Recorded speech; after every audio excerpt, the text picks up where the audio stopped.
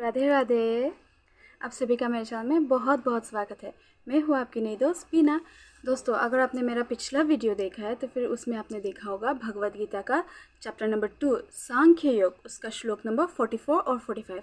आज के वीडियो में है सांख्य योग का श्लोक नंबर 46 और 47। श्लोक शुरू करने से पहले हम लोग प्रेयर कर लेते हैं। ओम तत्सत। ओम श्री परमात्मने नमः। अज्ञानं तिमिरान्धस्य ज्ञानाञ्जनशलाकया चक्षुरुन्मीलितं येन तस्मै श्रीगुरुवे नमः। नारायणं नमस्कृतं नरं चैव नरोत्तमो देवीं सरस्वती व्यासं ततो जयमुदीरयेत्। ओम गणेशाय नमः। ओम सरस्वती देव्यै नमः। ओम सर्वो देवी देवाय नमो नमः। दोस्तों, हमारे लास्ट जो श्लोक था 44 और 45, उसको हम स्लाइटली रिविजन कर लेते हैं। उसमें था कि भगवान श्री कृष्ण अर्जुन को बताते हैं कि हमारे अंदर जो तीनों गुण है, सद्गुण, रजगुण और तमगुण, उन तीनों गुणों में से हमें सद्गुण को अपनाना है और सद्गुण के साथ ही ज़िंदगी में आगे जाना है और सारे कार्य सद्गुण के भाव से ही करने हैं। श्लोक नंबर 46 जो है, यावान् नरतो उदपाने सर्वतः सम्प्लुतोदके तावान् सर्वेषु वेदेषु ब्रह्मणस्य विजानतः। श्लोक नंबर 47, कर्मण्येवाधिकारस्ते मा फलेषु कदाचन मा कर्मफलहेतुर्भुः मा ते संगोऽस्त्वकर्मणि। तो श्लोक नंबर 46 जो है, यावान् नरतो उदपाने सर्वतः सम्प्लुतोदके तावान् सर्वेषु वेदेषु ब्रह्मणस्य विजानतः। इसका जब हम लोग इंग्लिश में ट्रांसलेशन पढ़ते हैं तो फिर इसका इंग्लिश ट्रांसलेशन कुछ इस तरह से होता है। All purposes served by a small well can at once be served by a great reservoir of water. Similarly, all the purposes of the Vedas can be served to the one who knows the purposes behind them. और जब हम लोग इसका हिंदी में मतलब समझते हैं या हिंदी में मतलब पढ़ते हैं तो फिर इसका हिंदी मतलब कुछ इस तरह से है। छोटे कुएं से जो काम होते हैं वो एक ही बार में एक बड़े से तालाब में हो जाते हैं।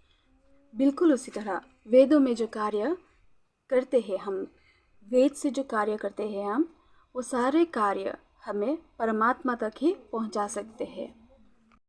दोस्तों, यहाँ भगवान श्री कृष्ण अर्जुन को और हम सबको ये कितने सुंदर तरीके से समझा रहे हैं कि अगर हमें कोई एक बाल्टी में पानी भरता करना है तो कुएं में से हम 3 से 4 बार छोटी बाल्टी से पानी ले उठाते हैं, लेकिन अगर हम किसी बड़े तालाब में जाते हैं तो वो एक बाल्टी एक ही बार में भरता हो जाता है। बिल्कुल उसी तरह भगवान श्री कृष्ण यहाँ कह रहे हैं कि वेद के जो कार्य है, वेद से जो हम फॉलो करते हैं, वो सारे रस्में या फिर वो सारे कार्य हमें परमात्मा तक ही पहुँचाने के लिए है।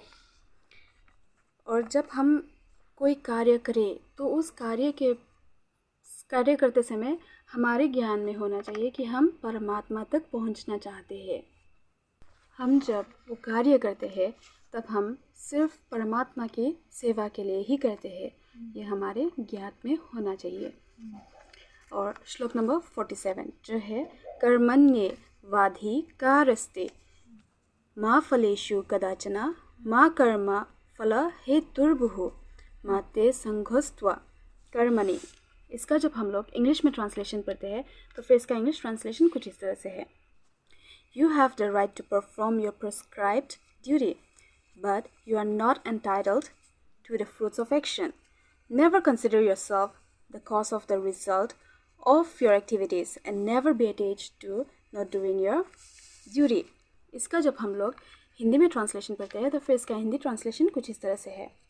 यहाँ भगवान श्री कृष्ण अर्जुन से कहते हैं, तुम्हें जो दायित्व या ड्यूटी दिया गया है वो ड्यूटी तुम्हें पूरा करना है, लेकिन उस ड्यूटी के बदले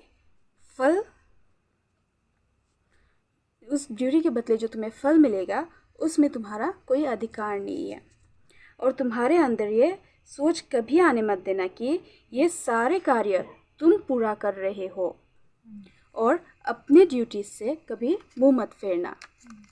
दोस्तों, यह भगवान श्री कृष्ण जो कह रहे हैं कि हमें कैसे समझ आएगी उस चीज़ को। इन शॉर्ट मैं यही कहूँगी कि भगवान श्री कृष्ण यहाँ पे कह रहे हैं कि हमारा जो कैरेक्टर है वो एक ट्री के जैसा होना चाहिए। ट्री का जो दायित्व है, उसका जो रिस्पॉन्सिबिलिटीज़ है वो पूरा करता है, लेकिन उसमें जब वो फल आता है तो वो उस फल का मालिक नहीं बनता।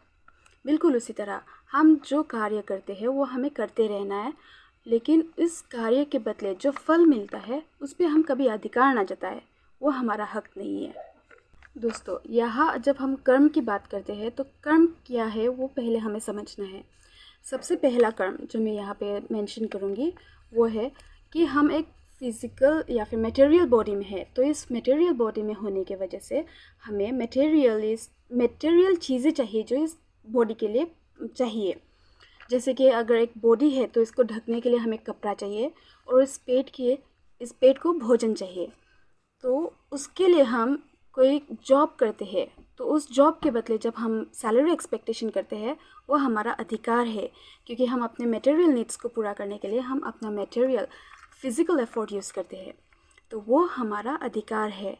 जो सेकंड कर्म है जो कि हम सेवा के रूप से जानते हैं, सेवा में भगवान श्री कृष्ण यही कह रहे हैं कि जब हम अपने परिवार में अपनी मम्मी पापा, माँ पापा या फिर अपने परिवार वाले जैसे कि हमारे हस्बैंड वाइफ्स या बच्चे, उनकी जब हम सेवा करते हैं तब उनकी सेवा करते समय हमारे ध्यान में ये कभी नहीं आता कि मम्मी पापा की सेवा करने से मुझे फल मिलेगा। उल्टा हम ये सोचते हैं कि मम्मी और पापा का सेवा करते हैं तो भगवान की सेवा करना की तरह होता है, भगवान की सेवा के जैसा ही होता है, इसलिए हम लोग मम्मी और पापा या फिर परिवार वालों की सेवा करते हैं। तो वही सेम इमोशन भगवान जी कह रहे हैं कि तुम वही इमोशन अपने अंदर रखो जब तुम दूसरे कोई कर्म करो, जब तुम किसी की मदद कर रहे हो तो तुम्हारे अंदर उस भाव को कायम रखो। ये मत सोचो कि तुम किसी को हेल्प करते हो तो उसके बदले तुम्हें फल मिलेगा, वो सोचे बिना सिर्फ यही सोचो कि तुम सिर्फ भगवान जी की सेवा ही कर रहे हो, वो सोच तुम अपने अंदर रखते जाओ। आप सभी ने मेरा वीडियो यहाँ तक देखा, उसके लिए आप सभी को थैंक यू सो मच। जय गीता, जय गीता, जय गीता। राधे राधे।